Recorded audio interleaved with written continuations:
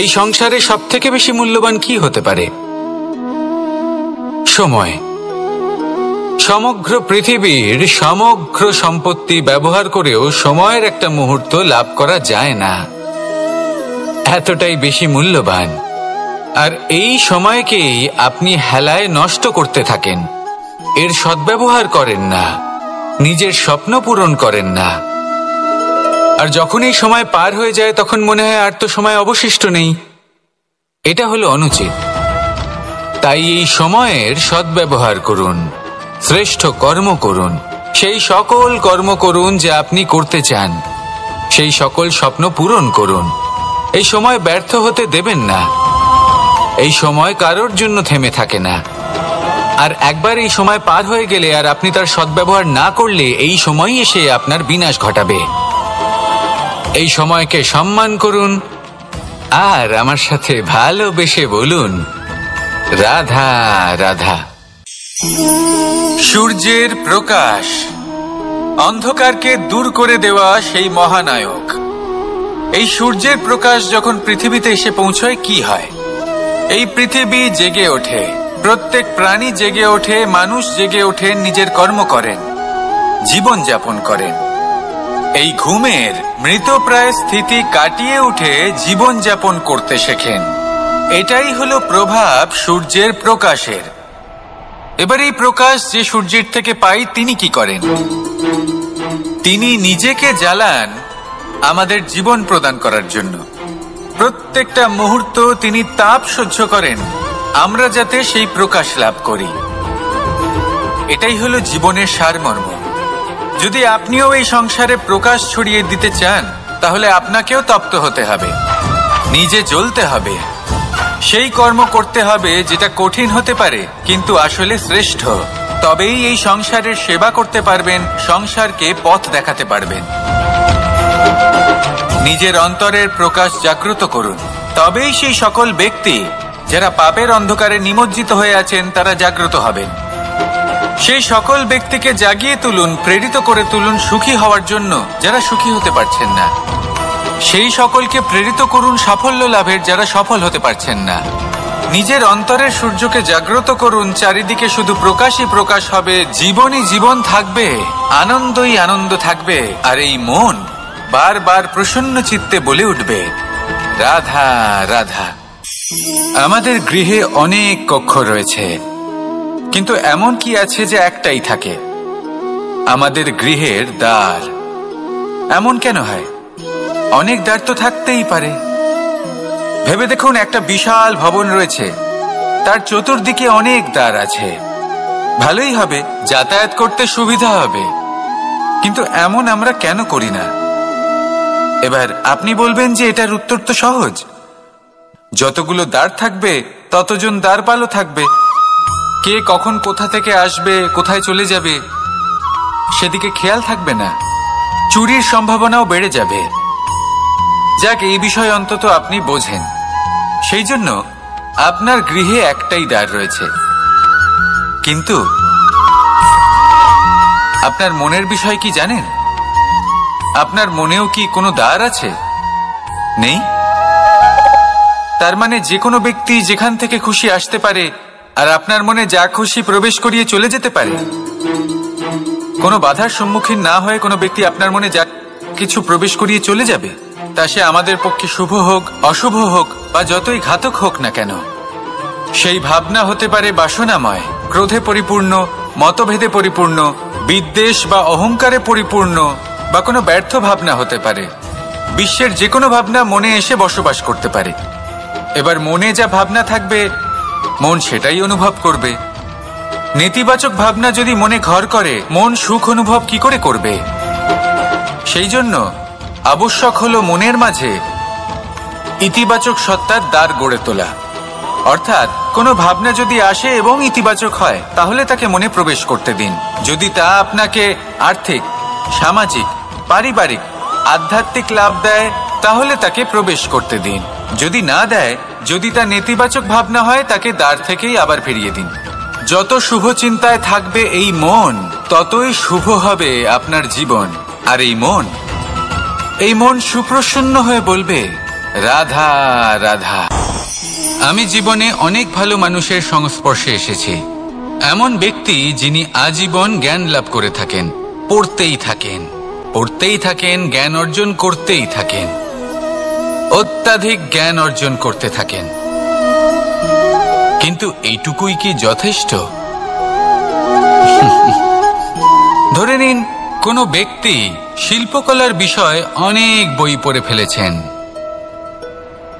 কিন্তু কখনো শিল্পকর্মই করেননি, তাহলে সেই জ্ঞানের কি লাভ? কোনো লাভ নেই। এবার এটাই আমাদের জীবনে শেখা প্রয়োজন। আমরা জ্ঞান অর্জন করি কিন্তু তা যাপন করি না, তা কর্মজীবনে প্রয়োগ করি না, তাহলে এতে কি লাভ হবে? জ্ঞান আছেই সেই জন্য যাতে আমরা জীবনকে আরো শ্রেষ্ঠ করে তোলার জন্য তাকে প্রয়োগ করি। এই জ্ঞান এবং কর্মের একসাথে পথ চলাটাই আবশ্যক, তবেই এই জ্ঞান অভিজ্ঞতায় পরিণত হবে। আর অভিজ্ঞতা দ্বারা যে জ্ঞান লাভ হয় সেটাই সবথেকে বেশি গুরুত্বপূর্ণ, সেটাই হলো সবথেকে বেশি লাভদায়ক। সেই জন্য শুধু জ্ঞান অর্জন করবেন না, তাকে প্রয়োগ করুন, তাকে কর্মজীবনে প্রয়োগ করুন, জীবনকে আরো শ্রেষ্ঠ করে তুলুন। আর আমার সাথে ভালোবেসে বলুন রাধা রাধা। আমরা সবাই প্রকাশের অনুগামী। সূর্যের থেকে আমরা প্রকাশ লাভ করি এবং সেই প্রকাশের কারণে আমরা সবকিছু দেখতে পাই। আর হয়তো সেই জন্য আমরা সূর্যকে এত মান্য করি, তাকে সম্মান করি, তাকে পুজো করি। কিন্তু এই সংসারে শুধুমাত্র সূর্যই কি আছেন যিনি প্রকাশের উৎস? না। যখন সূর্যাস্ত হয় তখন কি হয়? তখন চন্দ্রমা প্রকাশ দিয়ে থাকেন, উনি আমাদের পথ দেখান। আর যখন চন্দ্রমা থাকেন না তখন কি হয়? তখন আমাদের গৃহ প্রকাশময় করে তোলে ছোট্ট একটা প্রদীপ। অর্থাৎ আকার বা নাম গুরুত্বপূর্ণ নয়, গুরুত্বপূর্ণ হলো গুণ। আপনিও এই গুণগুলি আপন করুন। চন্দ্রমা বা প্রদীপের মতো সূর্যের অনুপস্থিতিতেও প্রকাশের কিরণ ছড়িয়ে দিন। সৎপথে চলুন আর আমার সাথে ভালোবেসে বলুন রাধা রাধা।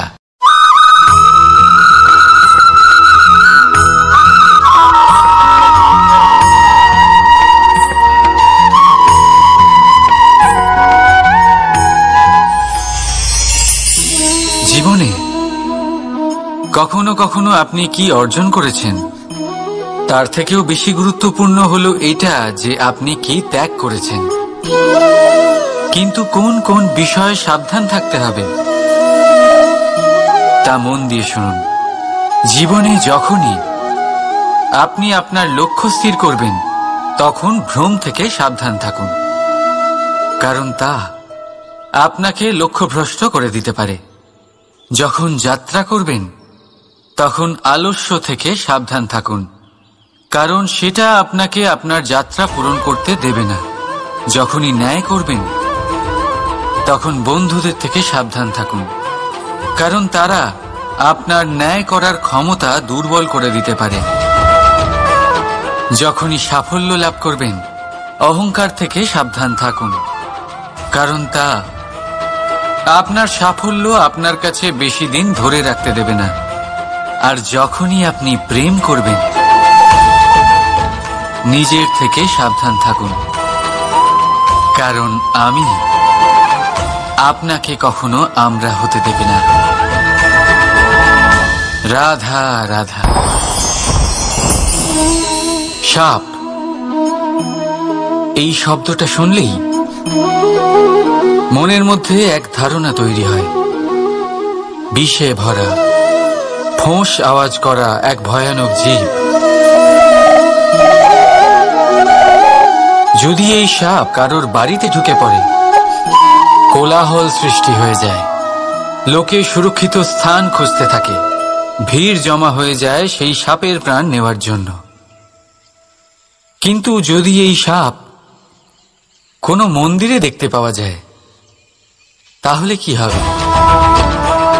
লোকে সেই সাপের সামনে নিজের মাথা নত করবেন, প্রার্থনা করবেন, হাত জোড় করবেন, দুধ খাওয়াবেন, তাকে শিবের আশীর্বাদ মনে করবেন। তাহলে এই বিষয়ে আপনার মতামত কি?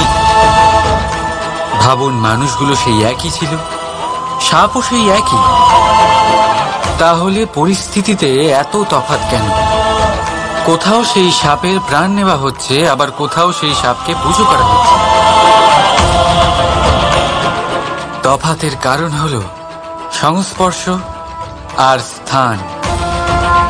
যখন সেই সাপ শিবের সংস্পর্শে ছিল, মন্দিরের পবিত্র আবহাওয়াতে ছিল, তখন সে দেবতুল্য হয়ে উঠেছিল, নয়তো সে আমাদের কাছে শত্রুই ছিল, তাই না?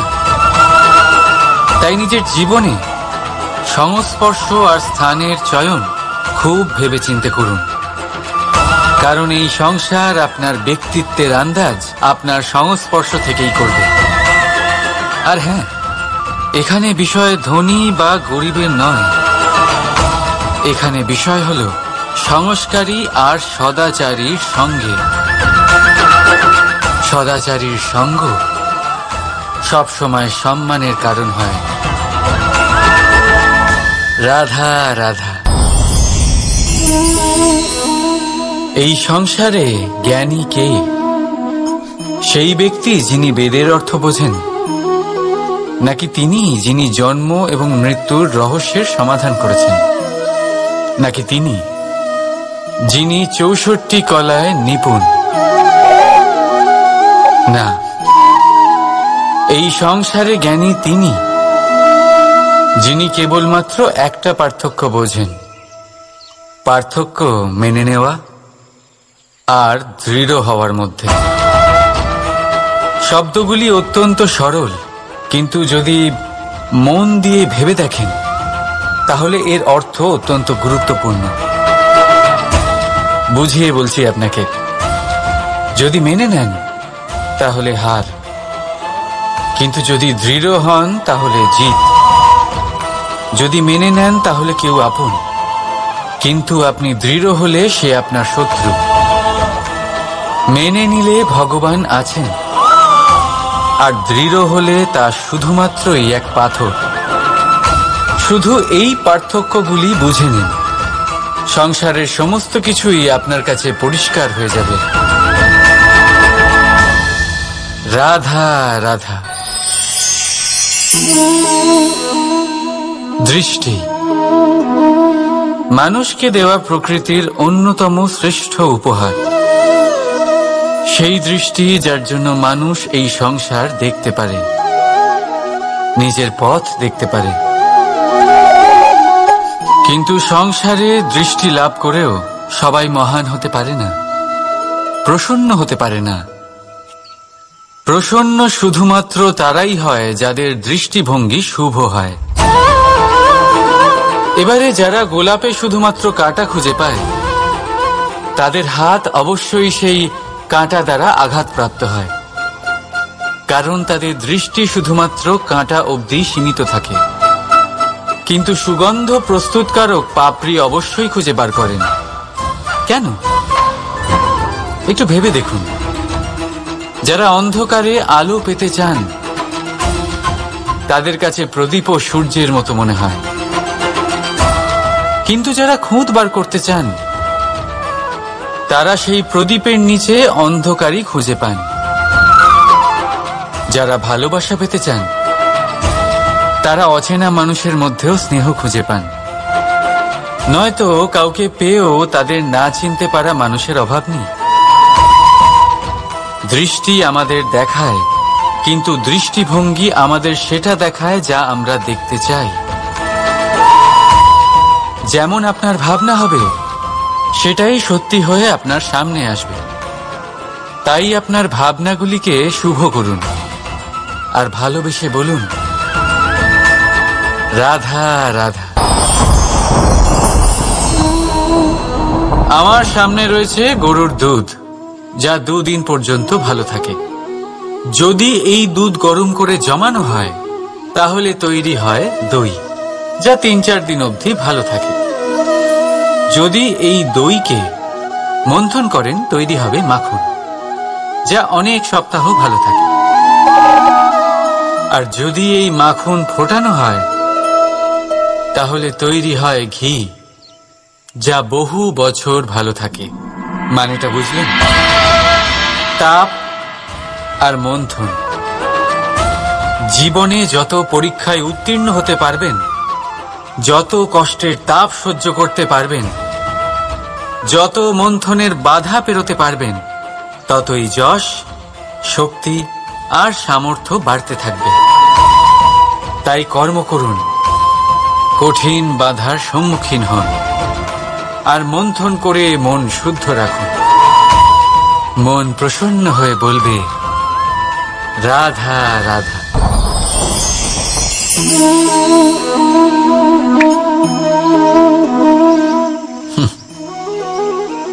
আকাশ থেকে ঝরে পড়া বৃষ্টির ফোঁটা বড়ই শীতল, মিষ্টি আর পবিত্র হয়, কিন্তু সবার ভাগ্য ভিন্ন ভিন্ন হয়। এবারে দেখুন, যদি কোনো ফোঁটা কলা পাতায় পড়ে তা শিশির হয়ে থেকে যায়, প্রকৃতির সৌন্দর্য বাড়ায়, প্রাণীদের তৃষ্ণা মেটায়। যদি কোনো ফোঁটা ঝিনুকে পড়ে তা মুক্ত হয়ে যায়, আর যদি কোনো ফোঁটা সাপের মুখে পড়ে তাহলে তা বিষ হয়ে যায়। এখানে সবার উৎপত্তি একই, কিন্তু গুণ ভিন্ন ভিন্ন হয়। কেন? কি কারণ এটার? কারণ হলো সংস্পর্শ। সংস্পর্শ বড়ই প্রভাবশালী হয়। চাইলে সে আপনার উত্তরণ ঘটাতে পারে, আবার চাইলে আপনার পতনও ঘটাতে পারে। এবার বৃষ্টির ফোঁটা এটা চয়ন করতে পারে না যে তার সংস্পর্শ কি হবে, তার ভাগ্য কি হবে। কিন্তু আমরা তো মানুষ, আমরা তো আমাদের সঙ্গ বাঁচতে পারি। তাই ভাবনা চিন্তা করে নিজের সঙ্গ বাছুন। এই চয়ন কিন্তু আপনারই, আর এর পরিণামও আপনাকেই ভোগ করতে হবে। রাধা রাধা।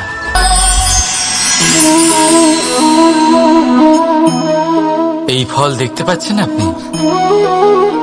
সবাই জানে এই ফলের থেকে বেরোনো বীজ একটা নতুন বৃক্ষকে জন্ম দেবে, যে নতুন বৃক্ষ আবার এমন এক ফলের জন্ম দেবে। কিন্তু আপনি কি কখনো ভেবে দেখেছেন ফল আর বীজের সম্পর্ক এতই গভীর, অথচ বৃক্ষের মূল আর বৃক্ষের শাখার মধ্যে এত দূরত্ব কেন? কারণ দূরত্ব অতি আবশ্যক। যদি আপনি কাউকে নিজের কাছে চিরকালের জন্য রাখতে চান, তখন তাদের থেকে দূরত্ব কিছু সময় দরকারি। এই দূরত্বই হলো সেই কারণ যার জন্য আপনি আপনার সঙ্গীর মাহাত্ম্য বুঝতে পারেন। এই দূরত্বের জন্যই আপনি আরো প্রেরণা পান যাতে তাদের সাথে আবার দেখা হয়। আর সেই জন্য মনে রাখবেন, দূরত্ব কখনোই খারাপ নয়। ফলের থেকে বীজের এই দূরত্বই নতুন ফল হওয়ার কারণ হয়ে দাঁড়ায়। প্রেমের আসল পরীক্ষা হয় এই দূরত্ব দিয়েই। তাই দূরত্বের সাথেও প্রেম করুন, আর ভালোবেসে বলুন, রাধা রাধা। কস্তুরী তাকে ধারণ করে যে হরিণ তার নাভিতে থাকে, কিন্তু সেই হরিণ ওই কস্তুরীর সুগন্ধ নিয়ে তা পাওয়ার জন্য এদিক ওদিক ছুটে বেড়াতে থাকে। সেই হরিণ এই কস্তুরী অবশ্যই পেতে পারে যদি সে নিজের ভেতরে উঁকি মেরে দেখে। এবারে দেখুন, সুর বাঁশির মধ্যেই থাকে, শুধু প্রয়োজন তাকে খুঁজে বার করার চেষ্টা, অবিরাম চেষ্টা। ঠিক এরকমই হয় আমাদের শক্তি, যা আমাদের ভিতরে লুকিয়ে আছে। ভাবুন, যখন পরমাত্মা আমাদের ভেতরেই আছেন, তখন তাকে আমরা বাইরে খুঁজব কেন? আমরা নিজেদের অন্তরে তখনই দেখি যখন অপরের থেকে সাহায্যের সমস্ত আশাই শেষ হয়ে যায়। তাই জীবনে কেউ সাহায্য করবে এই আশা করে বসে থাকবেন না, নিজেই নিজেকে সাহায্য করুন। রণক্ষেত্রে আপনি ভালো সারথি পেতেই পারেন, কিন্তু জীবনের এই যাত্রাপথে আপনাকেই নিজের সারথি হতে হবে। রাধা রাধা।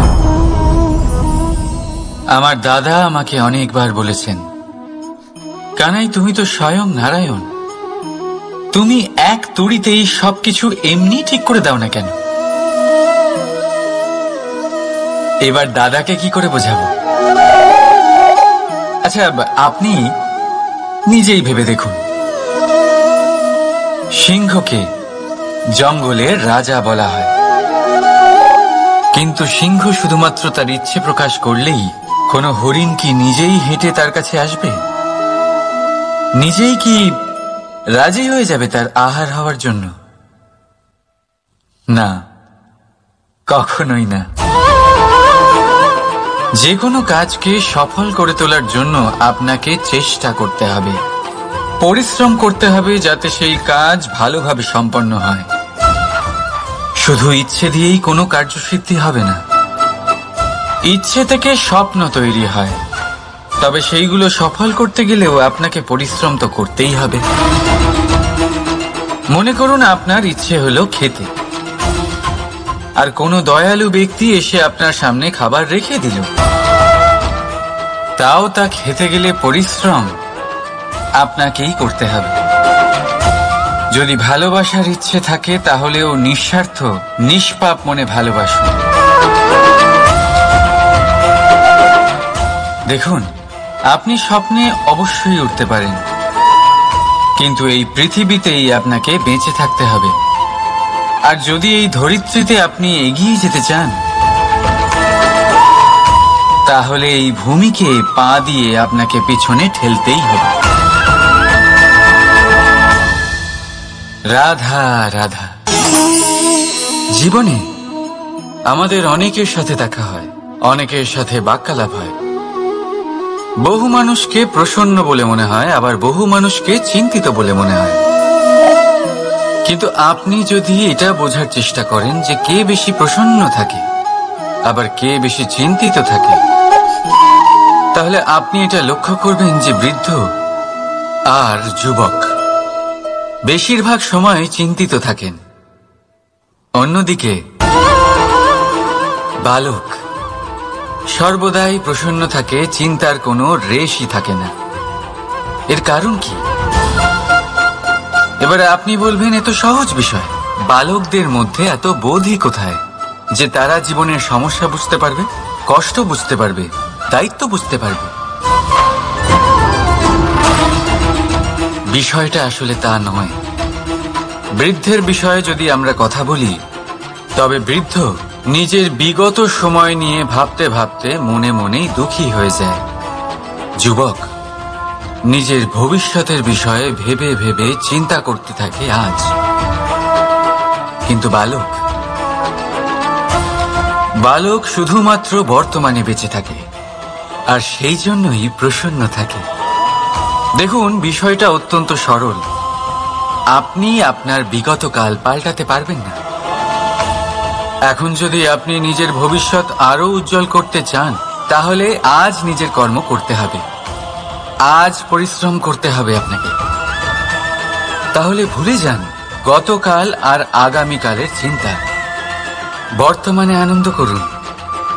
কারণ এই বর্তমান আপনার ভবিষ্যৎ উজ্জ্বল করতে পারে, আবার এই বর্তমান আগামী সময়ে আপনার সেই বিগত কাল হবে যার কথা ভেবে আপনার গর্ব হবে। রাধা রাধা। ব্রজের লাঠি খেলা দোল অত্যন্ত জনপ্রিয়, শুধু এই কারণে নয় যে এটা আমার আর রাধার গোলকে অপূর্ণ থাকা কাহিনীর একটা অংশ, বরং এই কারণেই যে এর মধ্যে প্রেম, সাহস আর বীরত্বের ভাব আছে। দেখুন, গোপীরা গোয়ালাদের সাথে দোল কিছুতেই খেলতে চায় না, আর অন্যদিকে গোয়ালারা প্রতিজ্ঞা করেছে যে দোলের এই উৎসব আমরা আমাদের প্রেমের সাথেই পালন করব, নয়তো কোথাও যাব না আমরা। এবার গোপীদের হাতে থাকা এই লাঠি তাদের জেদ আর তিরস্কারের প্রতীক। অন্যদিকে গোয়ালাদের হাতে থাকা এই ঢাল তাদের অটুট ইচ্ছের প্রতীক, যা শত আঘাত সহ্য করেও নিজের প্রেমিককে নিজের ভালোবাসার রঙে রাঙিয়ে দেয়, আর শেষ পর্যন্ত সে তার প্রেমিককে পেয়ে যায়। অর্থাৎ প্রতিটা বাধা, প্রতিটা তিরস্কারের উপরে বিজয়ী হতে গেলে তা শুধুমাত্র সম্ভব হবে অটুট ইচ্ছে দিয়ে আর অনন্ত ভালোবাসার সাহায্যে। তাই আসুন আমার সাথে বলুন, রাধা রাধা। জীবনে এমন অনেক মানুষ আপনি দেখে থাকবেন যারা শুধু অভিযোগ নিয়ে বসে থাকেন যে জীবনে তাই হয়ে চলেছে যা এতদিন হয়ে আসছিল। শুধুমাত্র দুবেলার অন্ন সংস্থান হচ্ছে, ব্যাস। আমাদের জীবন আমাদের তাই দিয়ে চলেছে যা এতদিন দিয়ে এসেছে। চিন্তিত থাকেন যে তাদের রোজগার বৃদ্ধি পাচ্ছে না কেন, চিন্তিত থাকেন যে তাদের সমৃদ্ধি বৃদ্ধি পাচ্ছে না কেন।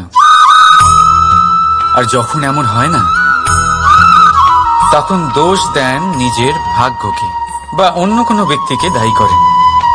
আপনি কিছু মুহূর্ত নিজের সাথে কাটান, নিজের সাথে কথা বলুন, একটু বিচার বিবেচনা করুন। আপনি বুঝতে পারবেন আপনি আজ সেটুকুই পাচ্ছেন যা আপনি এতদিন পেয়ে এসেছেন, কারণ আপনি তাই করছেন যা এতদিন ধরে করে এসেছেন। বিশেষ কিছু নয়, নতুন কিছু নয়। জীবনে যদি বিশেষ কিছু পেতে হয় তবে তার জন্য বিশেষ পরিশ্রম করতে হবে, কঠিন পরিশ্রম করতে হবে, নতুন কিছু করে দেখাতে হবে। যদি কোনো গরুর থেকে আপনি পুষ্টিকর দুধের আশা রাখেন, তাহলে তার আহারও পুষ্টিকর হওয়া উচিত। চেষ্টা দিয়ে আসে প্রগতি, আর সমর্পণ থেকে আসে সমৃদ্ধি। চেষ্টা আর সমর্পণ বাড়িয়ে তুলুন, তাহলে দেখবেন আপনি জীবন থেকে যা চাইবেন তা আপনি অবশ্যই পাবেন। তাই ভালোবেসে বলুন, রাধা রাধা।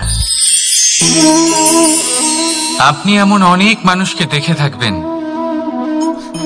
যারা এই সংসার ত্যাগ করেছেন, নিজেদের ঘর বাড়ি সমস্ত সম্পর্ক ছেড়েছেন, বেরিয়ে পড়েছেন শুধুমাত্র ঈশ্বরের খোঁজে। মন দিয়ে সেবা করেছেন, কিন্তু তাও ওনারা কখনো ঈশ্বরের দর্শন পাননি। উল্টে মনে অসন্তুষ্টি আরো বেড়ে গেছে। কেন হয় এমনটা? একটা গুরুত্বপূর্ণ কথা মনে রাখবেন, সেই ঈশ্বরই আনন্দ। ধ্যানের অর্থ হলো মনে আনন্দের জাগরণ করা, আর সেবার অর্থ হলো সেই আনন্দকে সবার মধ্যে ভাগ করা। তাহলে যদি আনন্দকে জাগ্রত করো আর সবার মাঝে ভাগ করে দাও, তাহলেই ঈশ্বররূপী আনন্দ তুমি অবশ্যই পাবে। রাধা রাধা। যদি আমাদের জীবনে কোনো শিল্পই না থাকে, তাহলে আমাদের জীবনটাই নীরস হয়ে যাবে। এখন যদি সবাইকে আমি জিজ্ঞেস করি সব থেকে বড় শিল্প কি, তো কেউ বলবে চিত্রশিল্প, কারণ তা ওনার মনকে আনন্দ দেয়। কেউ বলবে যুদ্ধ শিল্প, কারণ তাতে বিজয় প্রাপ্ত হয়। কেউ বলবে ভবন নির্মাণ শিল্প, কারণ তাতে ছাদ পাওয়া যায়। কেউ বলবে সঙ্গীত শিল্প, কেউ বলবে নৃত্য শিল্প, কেউ বলবে অভিনয় শিল্প আদি ইত্যাদি। কিন্তু এই কথা নিয়ে বিবাদ করা অনুচিত, হতেই পারে না, কারণ প্রত্যেক ব্যক্তির নিজস্ব চিন্তাধারা এবং নিজস্ব দৃষ্টিভঙ্গি থাকে। শুধু একটা কথা আছে, একটা বিশেষ বিষয় যা সব শিল্পতেই পাওয়া যায়, মনকে প্রভাবিত করার গুণ। তো সব থেকে বড় শিল্প সেটা যা মনকে প্রভাবিত করে, আর সব থেকে বড় শিল্পী সে যে অন্যের মনে প্রবেশ করে। যার কাছে এই গুণ আছে সে সব থেকে বড় শিল্পী হবেন। যদি এই সংসার রঙ্গমঞ্চ হয় তাহলে আমরা এই রঙ্গমঞ্চের শিল্পী, আর এখানেও সব থেকে বড় শিল্পী সেই হবে যে অন্যের মনে প্রবেশ করে সেখানে ঘর বাঁধতে পারে। আর এই মন অবধি পৌঁছনোর সিঁড়ি হল 2.5 অক্ষরের শব্দ, প্রেম। তাহলে প্রেম করতে থাকুন, প্রভাব বিস্তার করুন। রাধা রাধা। সূর্য আর চন্দ্র দুজনেই আকাশের অমিত চিহ্ন, দুজনেই প্রকাশ বিস্তার করে, কিন্তু সবসময় দুজনের তুলনা করা হয়। কে অধিক শীতল আর কে অধিক তীব্র, কে অধিক তেজবান আর কে অধিক শান্তিপ্রিয়। এবার এই তুলনা করা কি উচিত কাজ? কখনোই না। কারণ এই দুজনেই যতই প্রকাশপুঞ্জ হোক, কিন্তু এই দুজনেই ভিন্ন। দুজনেরই নিজের নিজের মাহাত্ম্য আছে, আর দুজনেরই নিজস্ব সময় আছে আলোকিত হওয়ার। তাই এদের তুলনা করা অনুচিত। ঠিক সেইভাবেই আমাদের জীবনেও তুলনা করা অনুচিত হবে। নিজের তুলনা অন্য কারোর সাথে কখনো করবেন না, আর যদি অন্য কেউ আপনার তুলনা অন্য কারোর সাথে করে তাতে মন দেবেন না। কারণ এই তুলনা থেকে নিজেকে হীন ভেবে নেওয়া আপনার জন্য ক্ষতিকর। এটা আপনার জন্য লাভজনক নয়। শুধু চেষ্টা করতে থাকুন, নিজেকে বিস্তার করতে থাকুন, আর অপেক্ষা করুন সঠিক সময়ে। কারণ সঠিক সময় আসলে আপনি নিজের গুণ, নিজের দক্ষতা অবশ্যই দেখাতে পারবেন।